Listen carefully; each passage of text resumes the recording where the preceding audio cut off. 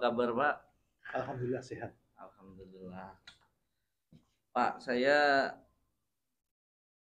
hari ini mau wawancara Bapak. Bolehkah Bapak saya wawancara hari ini untuk beberapa pertanyaan Boleh. yang terkait tentang pengambilan keputusan di sekolah, Pak? Pertanyaannya yang pertama begini Pak, jadi selama Bapak menjadi kepala sekolah di SDN Cakung Barat 01, adakah suatu masalah yang Bapak hadapi terkait dengan masalah yang menimbulkan dilema dalam penyelesaiannya? Jika ada, bolehkah Bapak ceritakan, mungkin biar saya mengetahui cara penyelesaiannya, Pak? Ya, baik. Ada beberapa permasalahan yang saya hadapi selama saya menjadi kepala sekolah. Yang pertama itu tentang PPDB, di mana PPDB sekolah itu menganut sistem. Tugas sekolah adalah mendaftar. Namun orang tua murid tidak mau tahu. Maunya yang ada di dekat sekolah, maunya diterima. Ternyata begitu sudah pendaftaran, anak yang berada di lingkungan sekolah karena umurnya masih rendah, kalah dengan anak-anak yang jauh dengan sekolah yang umurnya lebih tinggi. Sehingga banyak orang tua yang mengadu ke sekolah sini tentang anaknya yang tidak diterima. Kurang lebih hampir ada sekitar 15 orang datang ke sini mengadu ke saya. Akhirnya saya kumpulkan semua. Orang tua murid yang mengadu seperti saya kumpulkan di dalam ruang gugus. Saya jelaskan bahwasanya bukan kami tidak mau menerima anak peserta didik tadi, tetapi karena memang sistem sekolah berkewajiban mendaftar, sementara yang meranking masuk dan tidaknya anak tersebut itu sistem. Jadi kita tidak bisa menentukan apakah itu harus masuk dengan dalih apapun, tidak bisa. Lalu saran saya, guru orang tua tersebut saya harap untuk mendaftar lagi di sekolah yang masih butuh, atau mendaftar di sekolah swasta. Alhamdulillah dengan penjelasan seperti itu orang tua murid mau menerima, dan akhirnya ada yang sekolah swasta, ada yang sekolah negeri, tapi yang sekolah yang masih membutuhkan, cuman jauh dari sekolah kita. Oh, jadi masalah yang pernah terjadi adalah masalah PPDB ya, Pak, PPDB. Karena sudah sistematis, jadi tidak bisa menerima anak-anak yang terdekat di daerah sini. Lalu keputusan apa Pak yang Bapak ambil pada saat masalah terjadi? Keputusan utama awal sekali Bapak ambil saat itu terjadi. Jadi saya putuskan bahwa anak-anak yang sesuai yang usianya lebih tua ya diterima, karena itu sistem, kita tidak bisa merubah apa-apa. Dan keputusan yang saya ambil itu juga menurut saya sudah tepat, karena walaupun saya membantu dengan cara bagaimana ya nggak bisa. Iya, betul. Jadi keputusan yang saya ambil, orang tuanya untuk menyekolahkan anaknya di sekolah tempat yang lainnya. Wah, keputusan solutif ya Pak. Jadi anak itu tetap bisa sekolah tapi di sekolah lain. Namun ada nggak Pak kendala, misalkan protes orang tua atau misalkan masalah lain yang muncul karena keputusan Bapak tersebut dari orang tua sekitar sini gitu Pak? Ya ada. Hal seperti itu tidak serta-merta langsung orang tua menerima semuanya. Karena ada orang tua murid atau calon peserta didik yang orang tuanya itu pemikirannya nggak sejauh itu. Dikiranya kita main-main. Nah, lambat laun dia tetap bersikukuh mau memasukkan ke sini karena nggak bisa. Yang akhirnya saya suruh kasih nomor telepon dinas, silahkan tanya sendiri. Terus strateginya seperti itu Pak ya? Jadi kalau mungkin Bapak menghadapi dilema seperti itu, langkah Bapak yang lakukan seperti apa Pak, yang kayak tadi terkait kalau seandainya ada orang tua yang tidak terima kayak gitu? Kalau ada orang tua yang tidak terima seperti itu, saya suruh datang ke sini semua, saya kumpulkan. Saya kasih penjelasan dengan sebaik-baiknya supaya mengerti. Kalau saya jelaskan tetap tidak mengerti, makanya saya kasih nomor telepon pengaduan pengaduan PPDB. Iya. Sehingga nanti dia akan dijelaskan orang dinas. Iya, betul. Bukan kewajiban saya lagi untuk menjelaskan karena memang orang tua sudah nggak mengerti. Iya. Susah itu. Orang tua yang pemikirannya itu kurang pengalaman, ya susah. Iya. Tapi kalau yang pengalaman, yang tahu pendidikan, insya Allah nggak paham pasti ya Pak. Iya. Satu lagi Pak, apakah Bapak memiliki suatu aturan atau jadwal tertentu dalam penyelesaian kasus-kasus seperti dilema etika tersebut Pak? Jadi permasalahan itu bagi saya kalau permasalahan yang kecil ya, atau misalkan nggak begitu berat, itu saya suruh menyelesaikan wakil saya. Wakil aja yang menyelesaikan, tidak usah nyampe ke saya. Kalau memang wakil nggak mampu, nggak bisa terselesaikan, baru sampai ke saya. Saya berusaha untuk menyelesaikan. Kalau toh saya nggak mampu menyelesaikan, nanti masih tingkatannya. Saya sampaikan ke pengawas saya. Berarti strategi Bapak atau prosedurnya Bapak mengumpulkan wakil dulu, kemudian baru kalau memang menemui kesulitan baru kepada pengawas. Berarti beliau-beliaulah yang menjadi faktor seseorang yang dapat mempermudah Bapak mengambil keputusan ya Pak. Iya. Jadi saya bisa keputusan saya itu bisa maksimal, nggak merugikan siapa-siapa. Orang tua ya tetap saya untungkan, saya untungkan, semua baik-baik saja. Baik Pak. Pertanyaan selanjutnya nih Pak. Tadi kan masalah PPDB ya Pak ya. Berarti kalau misalkan ada masalah-masalah lain, itu Bapak akan melibatkan atau meminta pendapat dari selain wakil, kepala sekolah mungkin, dan pengawas mungkin siapa lagi Pak? Ada. Saya minta pertimbangan kalau memang sudah meluas dan masalah itu berat dan bisa berhubungan dengan masyarakat, saya panggil para RT atau RW, saya minta pertimbangan supaya keputusan saya itu tidak merugikan siapa-siapa. Semua menguntungkan, karena lingkungan itu kan partner kita dalam mengambil suatu keputusan atau pendidikan. Gitu. Baik Pak, luar biasa sekali Pak. Kami juga dapat ilmunya bagaimana Bapak menyelesaikan sebuah masalah dengan dilema etika. Berarti Bapak ini menggunakan dilema etika benar lawan benar ya Pak Edi ya. Karena ada dilema etika satu lagi apa Pak Edi? Rujukan moral ya. Rujukan moral yaitu benar lawan kesalahan. Gimana Pak Edi? Sangat jelas ya Bapak. Terima kasih Pak atas waktunya wawancara hari ini. Terima kasih banyak Pak. Kami dari CGP Angkatan 7 mengucapkan terima kasih atas wawancara hari ini. Wassalamualaikum warahmatullahi wabarakatuh. Waalaikumsalam warahmatullahi wabarakatuh. Terima kasih Pak.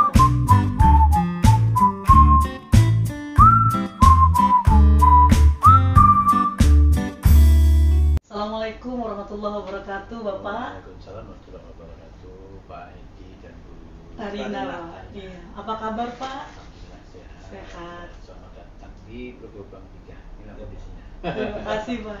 Bapak mohon izin memperkenalkan terlebih dahulu. Nama saya Tarina dari SDN Cakung Barat 01. Kami calon guru penggerak Angkatan 7. Silakan Bapak perkenalkan diri. Saya Pak Setio dari SDN Cakung Barat 01 juga Pak. Oke, selamat datang. Apa yang bisa dibantu saya bantu. Iya.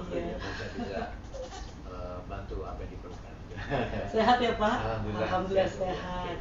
Iya Bapak, mohon izin kami di sini akan mewawancarai Bapak terkait tentang pengambilan keputusan yang pernah Bapak lakukan selama menjadi kepala sekolah. Khususnya Bapak kepala sekolah di SDN Pulau Gebang 03 dan pernah PLT ya Pak di masih PLT Pak. Masya Allah. Luar biasa ya Pak. Di Cakung Barat 06. Iya. Di sini kami akan menanyakan Pak, mohon izin langsung pada permasalahan, pada materi. Kami menanyakan apakah Bapak pernah menghadapi masalah yang kemudian Bapak harus mengambil keputusan dan itu sebuah dilematis yang Bapak hadapi terkait mungkin pembelajaran, akademis dan lain sebagainya Pak. Boleh saya coba jawab ya? Siap, Pak. Kalau nggak pas ya mau dimasukin. Begini Pak Edi dan Bu Tarina, di Blogobang 3 ini beberapa siswa itu tidak masuk dan agak beberapa hari, katakanlah sering. Nah, saya coba komunikasi, baik itu tulisan maupun tertulis. Dipesan nggak datang, kirim tidak sekolah, kirim surat kita kan, jadi kita jemput ke rumah, datang dikasih orang tuanya. Ternyata anak itu susah bangun pagi, karena kalau malam ibunya dagang, dia harus ikut ibunya. Di rumah nggak ada ibuin, itu besoknya siangan bangun, jadi malas. Nah, itu sering siangan, jadi kan nggak sekolah. Nah, saya komunikasi sama ke orang tuanya, mana buka sekolah. Akhirnya kan kalau bangun pagi susah. Nah, saya sampaikan, ibu secara aturan 3 hari nggak masuk tanpa keterangan itu sudah putus sekolah. Kan kita bicara disiplin ya Pak. Betul, ya, iya. Akhirnya ibu tuh sanggup, baik Pak, saya akan coba setiap pagi saya bangunkan supaya sekolah nggak kesiangan. Berjalan waktunya, oke, beberapa hari, biasanya kesusul lagi. Nah, di sisi lain 3 hari nggak masuk turut-turut itu kan KJP-nya putus. Betul, Ya kan? dilema Nah, deh Pak. dilema mana yang mau saya ambil, saya dan fokus dengan aturan 3 hari nggak sekolah putus, anak bangsa. Yang secara undang-undang kan ini ke ranah pendidikan 9 tahun. Betul. Ya kan?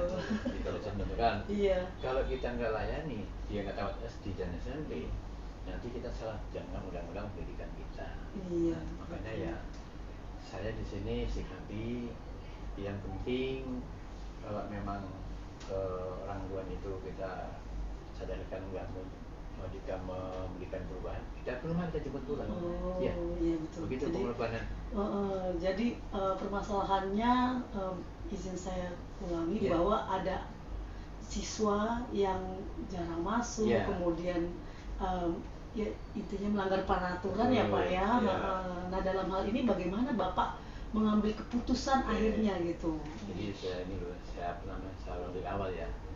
Secara kondisi realnya dia kan jarang masuk. Nah, ya kita upayakan dengan berbagai cara. Lisan, satu tes maupun kita jemput bola di rumah. Sampai kita ada namanya home visit kan. Iya betul. Nah, begitu saya sampaikan orang tuanya, secara aturan tadi saya bilang, 3 hari nggak masuk turut-turut itu putus sekolah. Satu. Yang kedua, 3 hari nggak masuk terus-menerus itu KJP-nya putus. Ini kita bicara aturan. Kan? Tetapi kita juga ingat tadi saya sampaikan, ini anak bangsa sekolah sampai tamat pendidikan dasar 9 tahun. Di sini lampu kita dilemanya. Kita mau sesuai aturan dia nggak sekolah, nggak dijasa kan? Tapi kita memaklumi ya kondisinya seperti itu. Akhirnya ya kita sandingan antara mana aturan mana kebijakan. Itu Pak Bu ya. Nah akhirnya ya saya bisa pahami. Yang penting jangan sampai nggak masuk sama sekali, ya kan? Jadi katakan seminggu memang kesiangan ya cukup sekali, ya kan? Yang kedua ini terlambat nggak apa-apa. Akhirnya saya sampaikan orang tuanya, tolong bimbing anak sekolah rajin. Tetap anak jadi siswa kami di perguruan 3, kemudian pelajaran ini bisa diikuti.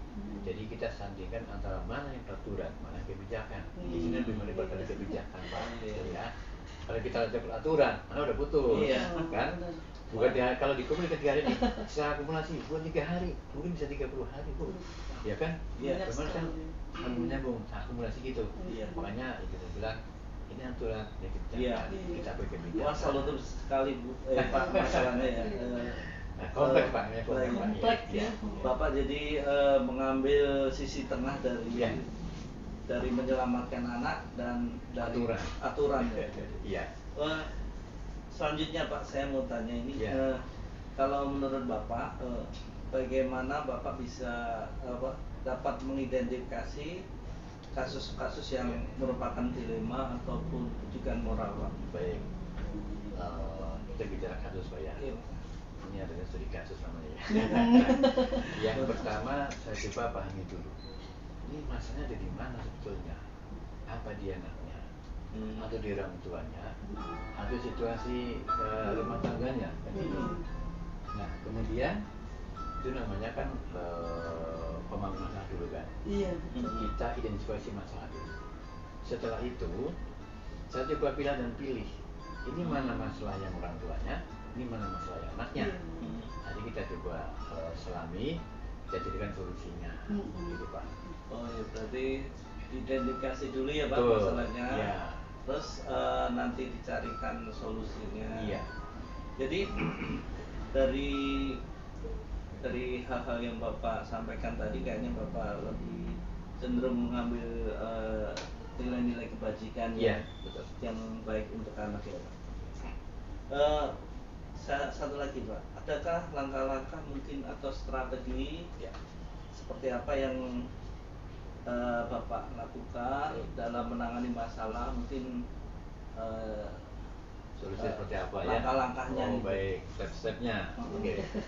Begini Pak Edi dan Bu Sarina, setelah saya pelajari kasusnya, kan jadi kasus ya, kita cari solusinya. Saya libatkan juga satu guru kelas tuh. Oh, Ya kan? pasti guru kelas ya, Pak. Sebelumnya yang dulu Walas, ya kan? Walas. Kenapa nih anak begini? Oh katanya sering bangun siang karena malahnya ikut dari orang tuanya. Saya libatkan juga guru kelasnya. Dan begini Bu, ya. Jadi begitu Pak Bu, saya panggil juga guru senior, ya kan? Oh iya Bu, betul. bukan guru senior saya nih. Ini solusinya seperti apa? Dan ceritakan begini Pak. Iya. Pandangan kan? Yang terakhir saya panggil kesiswaan, ya kan? Kesiswaan.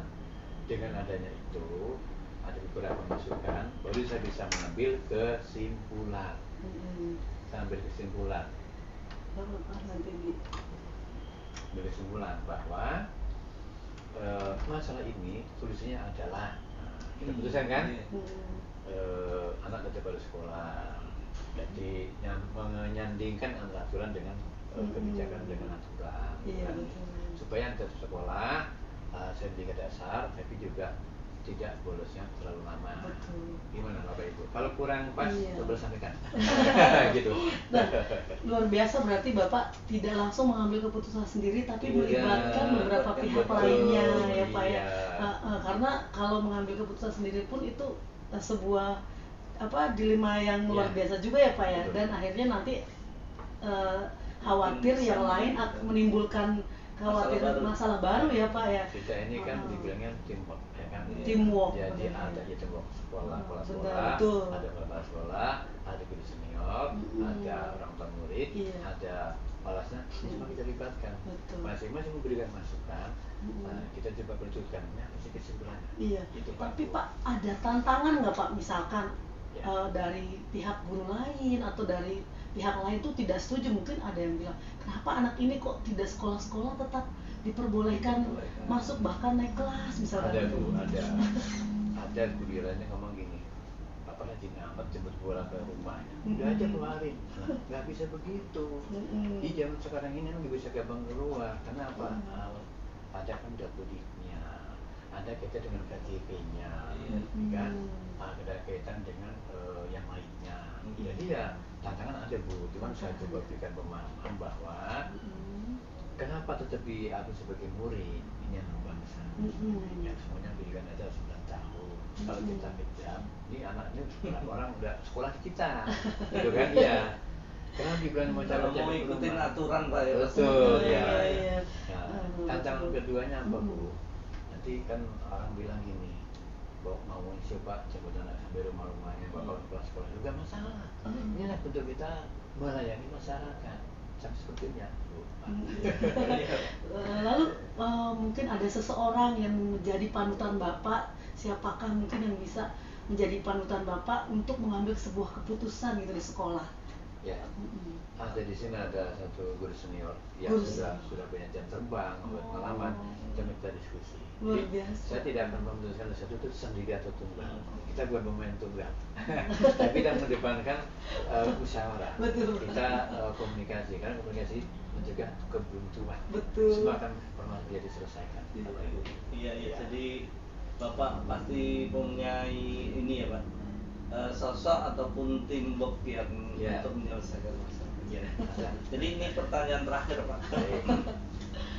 Dari semua yang Bapak mungkin pernah hadapi kasus-kasus tersebut, mungkin yang bisa menjadi pengalaman dari Bapak dalam mengambil keputusan terkait masalah dilema itu, Ya. pengalaman yang paling terkesan mungkin dari Bapak. Ya. Bagaimana gitu? Kalau saya boleh simpulkan Bapak Ibu ya, kita kuncinya adalah jadi komunikasi. Oh, Kita komunikasi ke pihak-pihak yang terkait dan jangan pernah merasa semua sekolah bagaimana sangat atau bukan, itu bukan penyajian yang benar, itu yang salah. Dengan komunikasi itu kita bisa telisik, kita bisa pahami, kita bisa telaah masalahnya apa, solusinya apa. Dengan komunikasi masalah akan selesai. Tanpa komunikasi enak Oh, intinya komunikasi. Betul, ya Bapak Ibu. Baik Pak, terima kasih, Terima kasih atas banyak. waktunya untuk wawancara hari ini. Mohon maaf jika sudah mengganggu. Saya Terima mohon maaf kasih kalau banyak. penyampaiannya kurang berkenan, mungkin materinya apa kok terusnya apa mungkin gak nyambung, ya mohon maaf. Luar biasa Saya Pak. udah dulu. Kita juga dapat ilmu akhirnya dari Bapak Iya, bagaimana terima cara kasih. mengatasi dan mengambil keputusan Mengambil dengan keputusan, Pak. dilema etika gitu Pak. Luar Baik biasa. Pak, terima kasih. Terima kasih banyak Pak, Kami mohon maaf dan mau pamit ya mau Pak. pamit juga.